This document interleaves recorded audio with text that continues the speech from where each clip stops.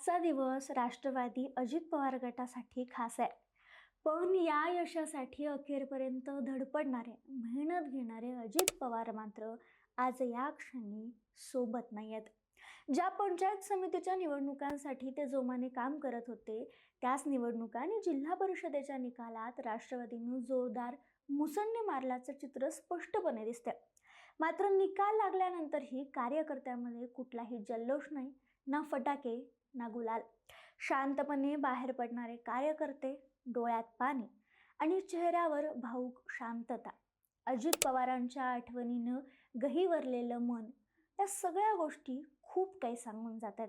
म्हणजे हे यश आनंदाचं असलं तरी त्यामागं दुःखाची छाया आणि एक मोठी उणीव कायम जाणवत राहणार आहे. नमस्कार, मी संजना. कट टू कट मध्ये आपलं स्वागत. महाराष्ट्र राज्यातील 12 जिल्हा परिषदा आणि 125 पंचायत समित्यांच्या निवडणुका 7 फेब्रुवारीला पार पडल्या. 9 फेब्रुवारीला निकाल जाहीर झाले. अपेक्षित आणि अनपेक्षित अशा दोन्ही प्रकारच्या चर्चा या निकालामुळे झाल्या. बारामती हा अजित पवारांचा बालेकिल्ला मानला जातो. येथे मतदान कमी झालं असलं तरी हा बालेकिल्ला अजित पवारांचाच आहे. अजित पवारच बारामतीचे दादा आहेत हे पुन्हा एकदा स्पष्ट झाले.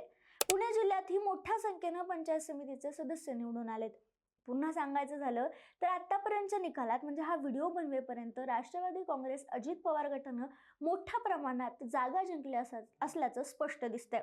मात्र हे सगळं असतानाही आज कार्यकर्त्यांना अजित पवारांची उणीव जाणवत असल्याचं चित्र स्पष्टपणे दिसू लागले. 28 जानेवारीला जिल्हा परिषद व पंचायत समितीच्या निवडणुकी प्रचारासाठी अजित पवार बारामतीला येत असतानाच त्यांच्या विमानाचा अपघात होऊन त्यांचा मृत्यू झाला. या घटनेमुळे संपूर्ण जिल्ह्यावर शोककळा पसरली होती आणि त्याच पार्श्वभूमीवर नाराज किंवा दुःखी झालेल्या बारामतीच्या मतदारांनी मतदानाकडे पाठ फिरवल्याचं चित्र पाहायला मिळालं. जिल्हा परिषद निवडणुकीत फक्त 54% मतदान झाल्याची माहिती जिल्हा अध्यक्षांनी दिली होती. खरं तर बारामती म्हणजे अजित पवारांची कर्मभूमी. बारामतीनं अजित पवारांना आणि अजित पवारांनी बारामतीकरांना नेहमीच साथ दिली. निवडणुकीचा निकाल लागून राष्ट्रवादीला चांगलं यश मिळालं असलं तरी विजयाचा आनंद साजरा करण्याऐवजी उमेदवार आणि कार्यकर्त्यांची मन मात्र दादांच्या आठवणींनी गहिवरून गेली आहेत.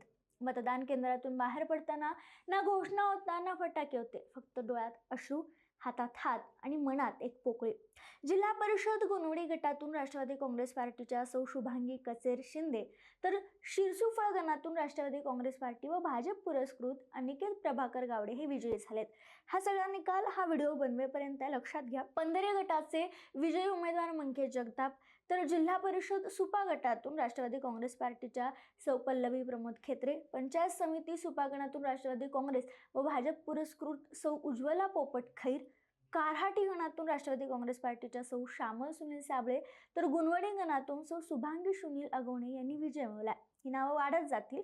पण जेव्हा निकाल लागला तेव्हा अनेक कार्यकर्ते अजित पवारांचा फोटो हातात घेऊन बाहेर पडले.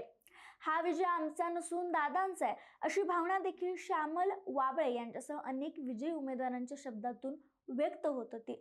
पण या सगळ्या निकालामध्ये संपूर्ण बारामतीत जल्लोष नव्हता, तर एक शांतता आणि भावनिक वातावरण पाहायला मिळालं होतं. आणि म्हणूनच निकाल लागला असला तरी कार्यकर्त्यांनी आणि पदाधिकाऱ्यांनी विजय मिरवणुका काढू नयेत असा स्पष्ट संदेश राष्ट्रवादी काँग्रेसच्या वॉर रूमकडून देण्यात आला. खरं तर अजित पवार यांच्या निधनानंतर महायुतीसह सर्वच प्रचार सभा थांबवण्यात आल्या होत्या. देवेंद्र फडणवीस यांनीही त्यांच्या सभा रद्द केल्या होत्या. राष्ट्रवादीनेही आपला प्रचार थांबवला होता आणि त्यानंतर पहिल्यांदाच अजित पवारांशिवाय या निवडणुका पार पडल्या. तर अजित पवारांच्या निधनामुळे राष्ट्रवादीच्या उमेदवारांना मतदानाच्या स्वरूपात सहानुभूती मिळेल का अशी चर्चा सुरू होती आणि ती काही प्रमाणात खरी ठरताना दिसते. आता पुणे जिल्ह्याबद्दल बोलायचं झालं तर पुणे जिल्ह्यात पुरंदरमध्ये भाजप शिवसेना विरुद्ध राष्ट्रवादी, जुन्नरमध्ये शिवसेना विरुद्ध राष्ट्रवादी, खेडमध्ये राष्ट्रवादी विरुद्ध काँग्रेस विरुद्ध शिवसेना अशी चुरशीची लढत पाहायला मिळाली. अशा पार्श्वभूमीवर महत्त्वाच्या अपडेट्स येत असताना हा व्हिडिओ बनवेपर्यंत परिस्थिती स्पष्ट झाली आहे. आता पुण्याबद्दल बघा.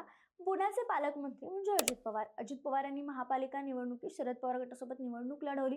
पुण्याने पिंपरी चिंचवडची महापालिका निवडणुकीत बऱ्यापैकी यश दोघांनाही मिळालं. मात्र झेडपी मध्ये कमबॅक करण्यासाठी अजित पवारांचे प्रयत्न सुरू होते. अचानकच अनेक वेगवेगळ्या गोष्टी धक्के महाराष्ट्राला बसले आणि आता झेडपी मध्ये राष्ट्रवादीची एक हाती सत्ता आल्याचं पाहायला मिळते. हा व्हिडिओ बनवेपर्यंत पुणे जिल्हा परिषदेवर आतापर्यंत अजित पवार यांच्या राष्ट्रवादीनं 40 जागा जिंकल्याचं समोर येते.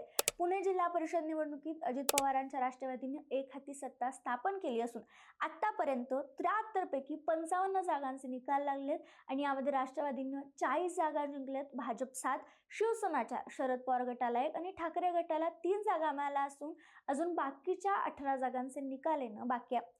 मागील निवडणुका अर्थात 2017 मध्ये झालेल्या जिल्हा परिषद किंवा जिल्हा पंचायत निवडणुकीत एकसंध राष्ट्रवादी काँग्रेसनं निर्विवाद वर्चस्व प्रस्थापित केलं होतं.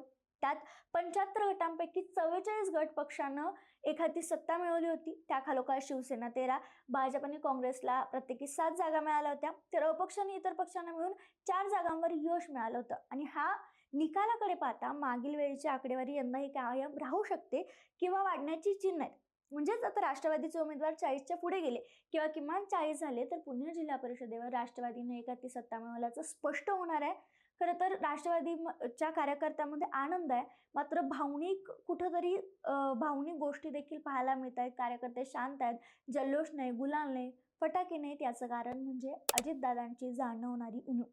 आता फक्त या निवडणुका नाही तर यापुढे येणाऱ्या प्रत्येक निवडणुका या अजित पवारांच्या धुरंधर शैलीत किंवा त्यांच्या मोकळ्या ढाकळ्या अगदी स्पष्ट वक्ते किंवा मधूनच मिश्किल टिप्पणी करणे असो अशा प्रचार सभांमध्ये होणार नाही आहे किंवा या निवडणुका पार पडणार नाही आहेत. हे खरं तर कार्यकर्त्यांना म्हणण्यापेक्षा अवघ्या महाराष्ट्रालाच पचवणं अवघड जाणार आहे, हे मात्र नक्की.